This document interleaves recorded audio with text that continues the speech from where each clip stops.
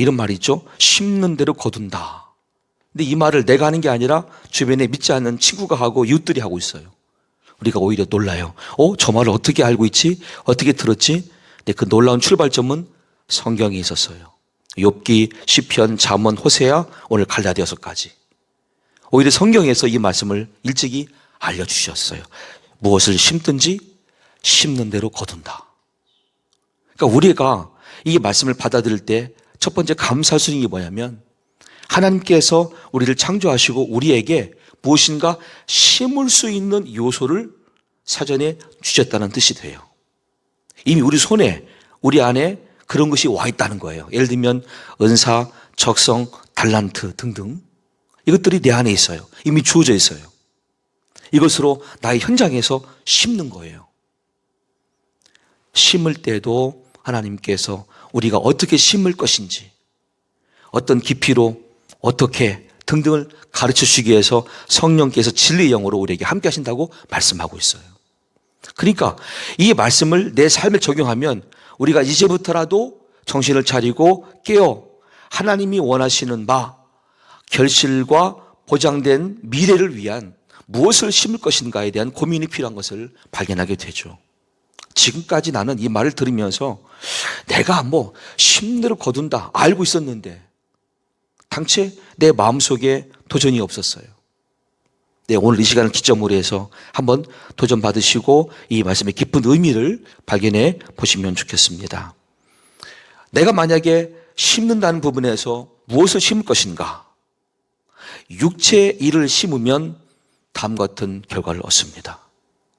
성경 말씀합니다. 갈라디아 5장 19절부터 21절에 육체의 일은 분명하니 곧 음행과 더러운 것과 호색과 우상숭배와 주술과 원수 맺는 것과 분쟁과 시기와 분냄과 당 짚는 것과 분열함과 이단과 투기와 술 취함과 방탕함과 또 그와 같은 것들이라.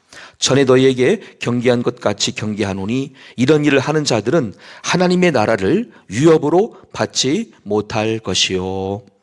아멘. 이 갈라디아서 말씀은 사도 바울에 의해서 주신 말씀인데 이 갈라디아 지역의 여러 교회들에게 주신 말씀이죠.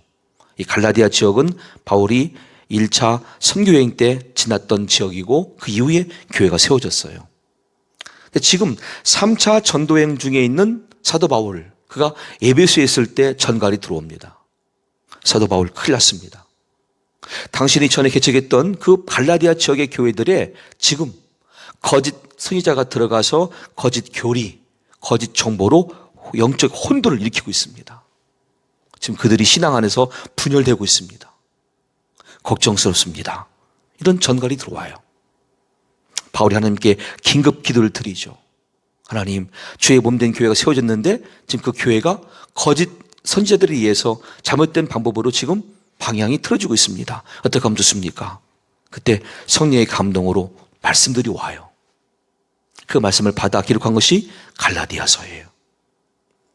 신약 성경 27권이죠. 가장 먼저 기록된 말씀이 이 갈라디아서라고 학자들은 말합니다. 그만큼 차지하는 비중이 불신자나 또 믿음의 신자들 모두에게 이것이 얼마나 귀한 신앙의 기초 말씀인지 초석인지를 알 수 있는 간음이죠. 그런데 이 말씀 보시면 그 교회 안에 육체의 일을 심는 교인도 있고 또 다른 분야인 성령의 일을 심는 교인도 있고 이게 혼재해 있다는 뜻이에요. 한 교회인데 교회 안에 모여온 교인들 중에 누군가는 육체의 일을 지금도 하고 있어요. 그것이 음행이고 더러운 것인데 이 더러운 것이라는 뜻은 무엇이냐면 우리가 공기청정기를 예를 들 때에 청정기 청소할 때마다 발견되는 것은 필터 위에 남아있는 불순물들입니다. 우리의 삶에, 우리의 신앙생활에 그 불순물들이 드러나는 거예요. 거기에는 내 마음으로 짓는 죄, 입술로 짓는 죄, 행동으로 짓는 죄가 포함되어 있어요. 이게 더러운 것이에요. 호색, 우상숭배라는 것은 꼭 내가 만들어서 절한 것만이 아니라 내 마음속에 탐심도 우상숭배라고 가르쳐 주셨어요. 주술, 무당 찾아가지고 굿하는 것만이 아니라 내가 이름을 짓는다, 나를 잡는다, 사람 찾아가는 것도 포함돼요. 원수 맺는 것. 사랑의 주님이 내 안에 계심으로 우리 모두는 다른 사람들을 풀어줘야 돼요. 용서해줘야 돼요. 축복해줘야 돼요. 근데 내 마음이 자꾸 더 강팍해져 가요. 원수를 맺어요. 풀지 못해요. 이런 상황. 분쟁, 시기, 분냄, 당 짓는 것, 분열함, 이단, 투기, 술 취함, 방탕함, 또 기타 등등. 자, 문제는 이런 것들을 심었는데 결과는 어떻다고 말씀하십니까? 21절 하반절에 하나님의 나라를 위협으로 받지 못할 것이요. 아멘. 놀랍죠. 그들에게는 할 나라가 없어요. 천국에 입성할 수가 없다는 뜻이에요. 자, 반대로 성령의 일을 심습니다. 한편 교인들은 그 결과에 대해서도 다음과 같이 보장되어 있죠. 갈라디아 5장 22절로 24절입니다. 오직 성령의 열매는 사랑과 희락과 화평과 오래 참음과 자비와 양선과 충성과 온유와 절제니 이 같은 것을 금지할 법이 없느니라. 그리스도 예수의 사람들은 육체와 함께 그 정욕과 탐심을 십자가에 못 박았느니라. 아멘. 우리가 성령의 일로 이 땅에 심어요. 거기 열매가 드러나죠. 그게 9가지. 사랑과 희락과 화평과 오래 참음, 자비, 양선, 충성, 온유, 절제. 그 결과는 무엇입니까? 하나님께서 우리를 이렇게 평가하십니다. 너는 그리스도 예수의 사람이다. 영광이죠. 칭찬이죠. 명예죠. 이 결과가 보장되어 있어요. 자, 그렇다면 우리가 이 2가지의 심는다는 내용과 결과를 들었을 때에 이제부터 우리의 방향은 어디로 향해야 되겠습니까? 육체의 일로 망할 것이냐? 성령의 일로 인하여 성령의 열매가 있고 그리스도 예수의 사람이라 칭찬을 받을 것이냐? 당연히 후자가 되겠죠. 나도 하나님께 칭찬받는 자 되기 원합니다. 그러기 위해서는 다음 2가지 기본적인 정보를 갖고 있어야 됩니다. 첫째, 하나님은 어떤 분이시냐를 알고 있어야 돼요. 본문 말씀 6장 7절입니다. 스스로 속이지 말라. 하나님은 업신여김을 받지 아니하시나니 사람이 무엇으로 심든지 그대로 거두리라. 아멘. 어떤 뜻입니까? 하나님은 업신여김 받지 아니하신다. 무슨 말이에요? 살아계신 하나님. 다 아시는 하나님. 그래서 우리를 공의대로 심판하시는 하나님이라는 뜻이에요. 우리 그분을 피할 수가 없어요. 그분을 무시하면 안 돼요. 공의에 대한 부분은 로마서 2장 6절로 8절 말씀이 자세히 가르쳐 주십니다. 하나님께서 각 사람에게 그 행한 대로 보응하시되 참고 선을 행하여 영광과 존귀와 썩지 아니함을 구하는 자에게는 영생으로 하시고 오직 당을 지어 진리를 따르지 아니하고 불의를 따르는 자에게는 진노와 분노로 하시니라. 아멘. 하나님은 속성이 사랑이에요. 사랑의 가장 근본은 무엇입니까? 오래 참음이에요. 그렇게 오래 참으신 하나님이에요. 우리 인생들에 대해서. 근데 우리 인생들이 끝까지 무지하고 교만하고 불순종하여서 이 땅에 육체의 일만 심는 거예요. 그리고 언젠가 때가 되면 하나님께서 인생들 다 부르시고 심판하실 때가 있겠죠. 그때는 이게 다 드러나요. 우리가 살면서 이 공의 하나님이라는 부분이 얼마나 위로가 되는지 아십니까? 왜 위로가 되냐면 이 세상은 오늘 나의 정직을 인정해 주지 않아요. 난 오히려 남한테 이용당했어요. 난 억울해 죽겠어요. 근데 어디 가서 하소연할 데가 없어요. 그럴 때 공의 하나님 나와 함께 하신다는 사실이 나의 큰 위로와 소망이 돼요. 왜? 하나님께서 정확하게 심판해 주신다는 사실이 나의 미래요 기대가 되기 때문에 오늘 내가 남들한테 억울함 당하고 이용당한다 할지라도 손해보아서 내 마음에 상심이 있다 할지라도 공의 하나님이 살아계십니다. 나를 심판하시는데 나에게 정직함에 대해서 바르게 보상해 주실 것입니다. 이 사실이 얼마나 귀한 위로가 되는지 그 하나님을 우리가 먼저 알아야 돼요. 그래야 성령 일에 대해서 도전할 수 있겠죠. 두 번째는 거듭난 성도에게는 성령님이 우리 안에 함께 하십니다.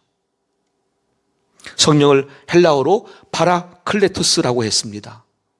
상담자, 우리에게 오셔서 카운셀러 하신다는 그런 역할이에요. 근데 이 파라클레토스를 한자 성경으로 옮기면서 보혜사라고 한자로 표현했어요. 어떤 뜻이냐면 나를 보호해 주시는 하나님, 나에게 은혜 주시는 하나님, 나에게 진리를 가르치시는 스승 되시는 하나님. 그래서 보혜사예요. 그러니까 성령님이 내 안에 와 계세요. 거듭난 상태일 때. 어떻게 할 수 있습니까? 목사님, 저는 성령님이 내 안에 와 계신지 내 안에 계시지 않는지 모르겠습니다. 어떤 분들이 이렇게 말할 수 있습니다. 그런데 성령님이 내 안에 계신다는 것을 우리가 확실하게 알 수 있는 증거가 있어요. 어떤 경우냐면 언제부턴가 내가 진리의 성경 말씀을 듣고 내 마음에 담길 때마다 이 말씀이 나한테 막 소망이 되고 힘이 되고 기쁨이 되고 능력이 되는 사실을 발견하게 돼요. 왜? 성령님은 진리 영이니까. 이 진리의 말씀이 막 믿어지고 확신이 되어지고 내 마음에 막 살아서 막 활동할 수 있는 능력체로 존재하는 사실을 발견할 때 그때 알 수 있어요. 내 안에 성령님이 와 계시구나. 또 내가 억울함 만났고 손해를 보았고 남한테 이용당해서 난 지금 울고 있지만 내 속에는 그래도 괜찮아. 하나님이 너를 아시고 너를 위로하시고 보상해 주시니까. 이 생각이 들면서 내 마음에 기쁨이 차고 넘쳐요. 이것이 평강을 불러와요. 그리고 마지막에 이런 생각을 해봐요. 그럼 난 이럴 때에 어떻게 생각하고 어떻게 말하고 어떻게 행동하는 것이 옳을까? 무엇이 하나님을 기쁘시게 할까? 이런 생각을 해볼 때가 있어요. 바로 성령님이 와 계신 증거예요. 로마서 말씀대로 성령 안에서 의와 평강과 희락이라 말씀하셨어요. 의가 무엇입니까? 내가 생각하는 바, 내가 말할 때, 내가 행동할 때 과연 이것이 하나님이 기뻐하실까? 하나님이 이 행동에 동의하실까? 이게 의예요. 전에는 그런 생각이 전혀 없었지만 어느 순간부터 그 생각이 들어오고 그 마음이 생겨지고 그렇게 행동하게 돼요. 이때 성령님이 와 계심을 확신할 수 있어요.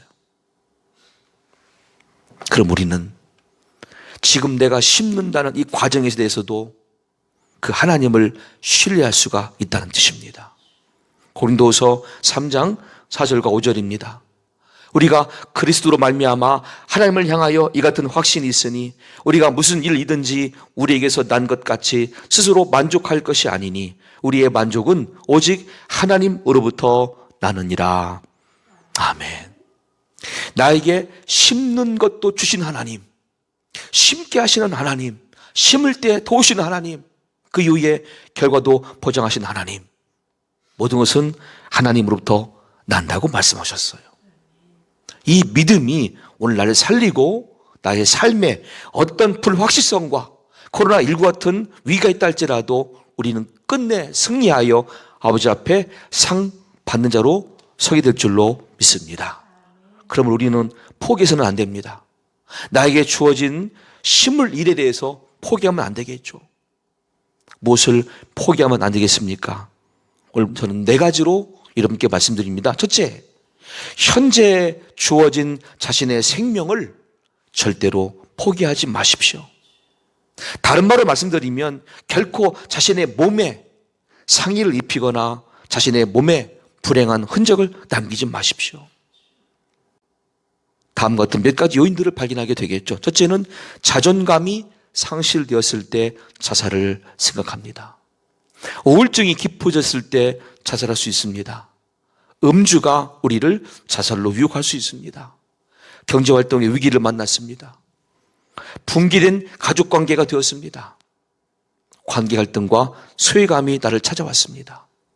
이럴 때 사람들은 자살할 위험성이 있다고 말을 해요. 그런데 그때 다음의 말씀을 떠올려 보십시오. 성령으로 심는 사람들은 이 말씀을 의지합니다. 이 말씀을 기억합니다. 그 말씀은 에베소 1장 3절로 7절입니다.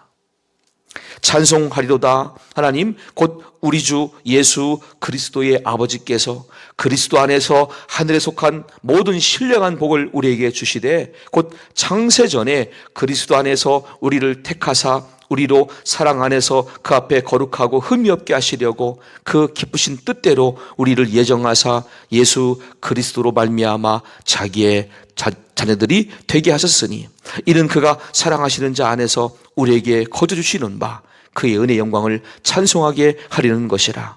우리는 그리스도 안에서 그의 은혜의 풍성함을 따라 그의 피로 말미암아 속량 곧 죄사함을 받았느니라. 아멘. 우리 모든 지구상 모든 인생들의 출발점이 어디냐? 현재 태어난 나의 생년월일이 아니라 원래 창세 전부터라고 말씀하세요. 지구와 우주를 모든 피조물들을 창조하기 전부터 하나님에 의해서 우리의 존재가 준비되어 있었어요. 예정되어 있었어요. 다만 우리가 태어난 때가 다 다를 뿐이고 나라와 환경이 다를 뿐이었어요. 그런데 목적은 같습니다. 있는 그 자리에서 하나님의 은혜의 영광을 찬송하라고. 나를 창조하신 하나님, 나를 구원하신 하나님, 나에게 이 땅에 남겨진 자가 되어서 소명수에 살게 하신 그 하나님을 찬송할 수 있는 존재가 우리 인간이란 뜻이고 그 중에 우리 모두가 포함된 사실 앞에 우리는 감사해야 됩니다. 이것을 알면 자신의 몸에, 자신의 생명에 대해서 존귀한 감정 갖게 돼요. 나는 하나님 것이라는 거죠. 내 삶은 하나님이 주관하신다 고백하게 되고 그렇게 맡겨드릴 수가 있어요. 여러분 결코 자기 생명을 포기하지 마십시오. 절대 불행한 죽음을 떠올리거나 그 길로 가지 마십시오. 주님께서 말씀하시고 당부하시고 우리에게 막아주시는 은혜를 허락해 주셨습니다.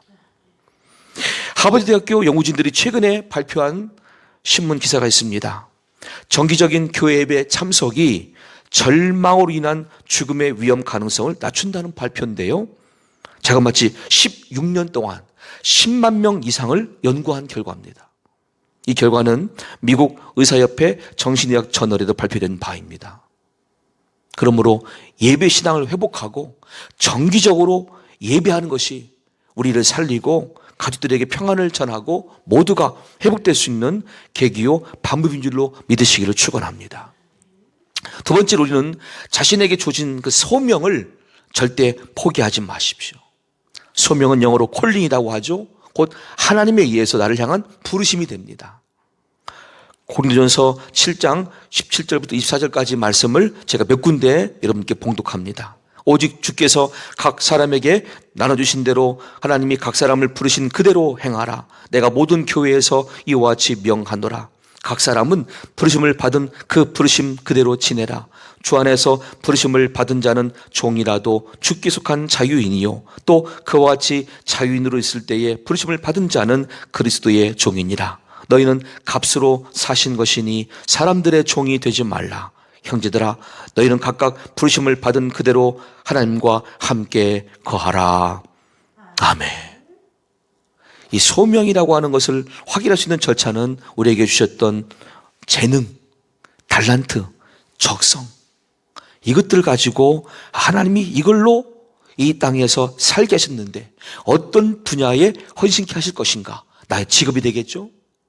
어떤 일로 나를 부르셨는가를 발견할 수 있는 계기가 돼요. 누구나 다 있어요. 소질, 달란트, 적성 등등.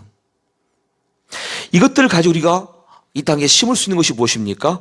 고린도전서 10장 31절을 말씀합니다. 그런즉 너희가 먹든지 마시든지 무엇을 하든지 다 하나님의 영광을 위하여 하라. 아멘. 이게 우리가 심는 내용이고 방향이 돼야 되겠죠. 하나님의 영광을 위해서. 그때 내 소명이 쓰여진 것이고 그러므로 나한테 주어진 이 소명 이것이 확장되어진 직업 포기하지 마시고 주신 자리에서 충성할 수 있는 우리 모두가 될 수 있기를 간절히 축원합니다. 세 번째는 자신이 속한 가정을 포기하지 마십시오. 나는 지금 단독 가정입니까? 단독 가정 안에서도 마찬가지고요. 함께 모인 공동체인 가정도 마찬가지예요. 가정 자체는 하나님이 창조하신 것이며 창설하신 것이고요. 그 창조된 장소는 에덴 동산입니다. 그들은 아담과 하와였습니다. 오늘 본문의 갈라디 6장 9절 10절을 말씀합니다. 우리가 선을 행하되 낙심하지 말지니 포기하지 아니하면 때가 이름에 거두리라. 그러므로 우리는 기회 있는 대로 모든 이에게 착한 일을 하되 더욱 믿음의 가정들에게 할지니라. 아멘. 최근 들어서요, 부모와 자녀 사이에, 형제와 형제 사이에, 부부간에 갈등만 주장되어지는 그런 시대에, 왜? 마귀가 모든 관계를 다 깨지게 하고 단절시키고 있는 그 과정이기 때문이죠. 만약에 우리 자녀가 변화가 안 되고 있습니까? 우리 자녀가 아직도 믿음이 없습니까? 그때 부모된 우리가 포기하면 안 돼요. 오히려 우리 앞에서 반항하고 반발하고 불순종하는 자녀들은 속으로 이렇게 마음 품고 있을 거예요. 엄마, 그래도 나를 포기하지 마세요. 아빠, 그래도 나를 포기하지 마세요. 아마 그렇게 그들은 속으로 외치고 있을 거예요. 우리가 그들의 속 음성을 들을 수 있어야 됩니다. 비록 내 현재 눈앞에서는 변화가 안 되고 반발심만 있고 반항하는 자녀이지만, 그러나 그들은 그 마음속으로 그렇게 외치고 있어요. 엄마, 나를 포기하지 마세요. 아빠, 나를 포기하지 마세요. 곧 가정을 포기하지 마십시오. 믿음의 가정이 되어서 해야 될 바를 할 수 있는 지혜로운 성도가 될 수 있기를 간절히 소망합니다. 마지막 네 번째는 자신이 받은 직분을 포기하지 마십시오. 이 직분은 주의 몸된 교회 안에서 하나님에 의해서 세워진 직분이에요. 에베소 4장 11절부터 15절입니다. 그가 어떤 사람은 사도로, 어떤 사람은 선지자로, 어떤 사람은 복음 전하는 자로, 어떤 사람은 목사와 교사로 삼으셨으니 이는 성도를 온전하게 하여 봉사의 일을 하게 하며 그리스도의 몸을 세우려 하심이라. 우리가 다 하나님의 아들을 믿는 것과 아는 일에 하나가 되어 온전한 사람을 이루어 그리스도의 장성한 분량이 충만한 데까지 이르리니, 이는 우리가 이제부터 어린아이가 되지 아니하여 사람의 속임수와 간사한 유혹에 빠져 온갖 교훈의 풍조에 밀려 유동하지 않게 하려 함이라. 오직 사랑 안에서 참된 것을 하여 범사에 그에게까지 자랄지라. 그는 머리니 곧 그리스도라. 아멘. 교회를 세우신 분은 예수님이시죠. 교회를 말씀하셨고 교회를 세우셨고 그 교회를 이루기 위해서 성령을 보내주신 우리 주 예수님, 그 주님의 몸이 교회예요. 그 교회 안에 하나님은 필요에 의해서 직분을 세우셨어요. 사도, 선지자, 복음 전하는 자, 목사, 교사 등등. 또 이것이 오늘날 교회에 세분화되어져서 장로, 안수집사, 권사, 집사 등등으로. 우리 무엇을 하는 것입니까? 다른 교인들과의 관계를 통해서 예수님을 믿는 것과 아는 것에 그들이 다 참여하게 된 것이죠. 그래서 교회 공동체 전체가 그리스도의 장성한 분량이 충만할 수 있도록, 그래서 더 이상 사람의 속임수에 간사한 유혹에 빠져 넘어지지 않도록 든든히 세워진 역할이 이 직분자가 할 일입니다. 그런데 우리가 최근 들어 코로나19가 길어진다고 이런저런 이유를 핑계하며 직분을 포기한 경우도 있어요. 오늘 그것이 육체의 일로 돌아갈까 염려스럽습니다. 우리 모두는 이렇게 네 가지의 요소를 생각을 해봅니다. 첫째, 자신의 생명에 대해서 스스로 포기하지 말고, 소명 받은 걸 포기하지 말고, 자신의 가정을 포기하지 말고, 주의 몸된 교회의 직분을 포기하지 마십시오. 그리고 반드시 때가 되면 갚아주실 하나님의 공의의 심판을 기대하며 다음부터 말씀으로 우리 믿음을 채워갈 수 있는 모두가 되었으면 좋겠습니다. 야고보 5장 7절로 11절입니다. 그러므로 형제들아, 주께서 강림하시기까지 길이 참으라. 보라, 농부가 땅에서 나는 귀한 열매를 바라고 길이 참아 이른 비와 늦은 비를 기다리나니 너희도 길이 참고 마음을 굳건하게 하라. 주의 강림이 가까우니라. 형제들아, 서로 원망하지 말라. 그리하여야 심판을 면하리라. 보라, 심판주가 문 밖에 서 계시니라. 형제들아, 주의 이름으로 말한 선지자들을 고난과 오래 참음의 본으로 삼으라. 보라, 인내하는 자를 우리가 복되다 하나니 너희가 욥의 인내를 들었고 주께서 주신 결말을 보았거니와 주는 가장 자비하시고 긍휼히 여기시는 이시니라. 아멘. 이렇게 우리 생애가 이제부터 하늘나라를 목표로 할 때에 현재 주신 나의 자리가 야, 내 생명의 가치를 발견하는 영적 자존감의 자리, 그래서 선한 일로 애쓰는 수 있고, 그런 가운데 소명이 발견되어지고 소명이 구체화되어지고 내 가정은 더 윤택해지어지고, 그리고 나의 직분의 자리가 영광의 사람들로 채워줄 수 있는 은혜가 있어 주께서 나를 보실 때마다 항상 기뻐하시고 흐뭇해하시고 나에게 상 주실 수 있는 은혜가 넘칠 수 있기를 사랑의 주 예수님의 이름으로 간절히 축원합니다.